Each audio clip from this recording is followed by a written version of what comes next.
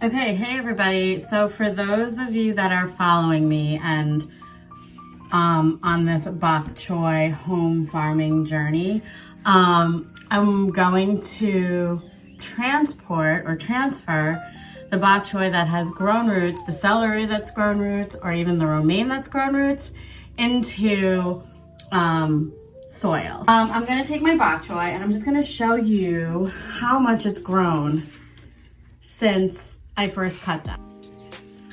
This is how much they've grown. So some of them have grown roots, and the ones that have grown roots, I'm going to transfer them into soil. The reason why I want to do this is I want to give them the nutrients from the soil so that it can absorb into the plant, and then I can actually have some real bok choy that I'm going to eat. But this one, as you can see, has roots. Right here. So when you see the roots, you want to just place it on top of the soil. I'm not going to bury it, because if you bury it, it can create like rot along the edges where the extra leaves are. So for example, this is another one that has roots. Look at how pretty this is. I'm going to put them in. I'm going to measure them, or I'm going to plant them about 6 inches apart from each other. So what I'm going to do is I'm going to take like a bed of soil. I have these window planters here, and I filled it with potting soil, like a potting mix, Miracle Grow potting mix. And I'm just, I like loosely put it into the container, and I just like took my little shovel thing and I smashed it a bit so it's like really not compacted. And again, I'm just gonna place this right on top of this. I'm gonna put a little indentation, and then I'm just gonna place it right on top.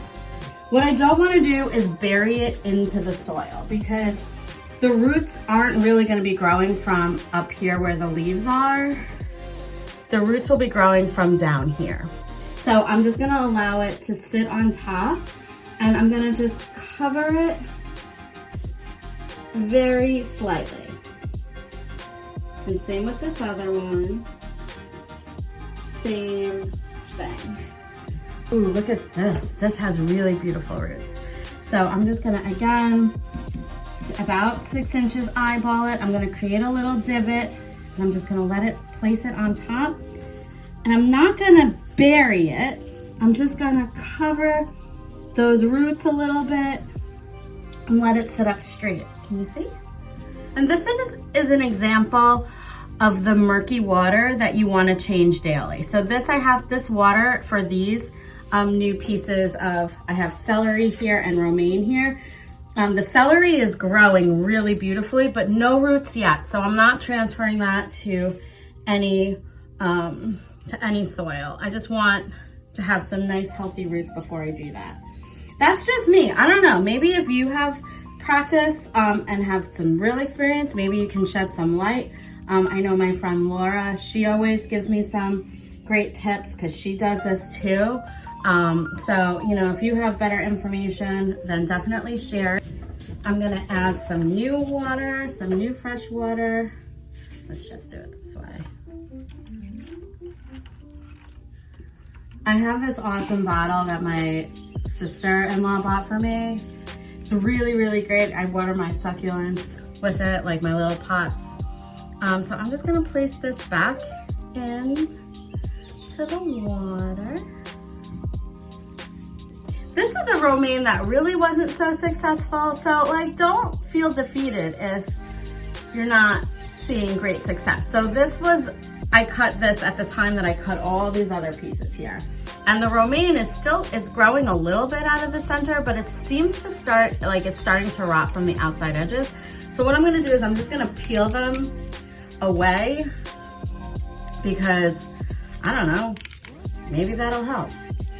Again, this is all an experiment, so I invite you to experiment with me. And as we continue to experiment, we'll learn more about, you know, what it is that we're doing and what works in our home and in our lighting conditions. So I'm gonna just continue to work with that one. Seems to be okay, but I just wanted to peel out those outer rims. But like, for example, this is a beautiful regrowth of celery from the center here, but yet again, no roots. So I'm just going to put this in the egg carton here. If you do go to like Home Depot to get some good like soil, or if you wanted to get some kind of like fertilized soil, or I would mix that with your potting soil, and then you can just place a little bit on top. This is not even a fertilizer. This is just some compost from the garden in the backyard that Ray and I, when we have our vegetable food scraps, we just put it in this like compost pile, and it's really rich in nutrients. So I'm just gonna place them in the soil here. I could have probably mixed it in also, and I'm just gonna place it on the top, sort of like a mulch. Again, this is all just experiments. So if you have any like real planting knowledge or advice, I just like to figure it out on my own too though, because I feel like when I work with my plants, they tell me what they want. They want more water, they want less water. Sometimes I know what they're telling me, and other times I have no idea. So it's the process. So that's that. Stay tuned for more updates on growing the bok choy.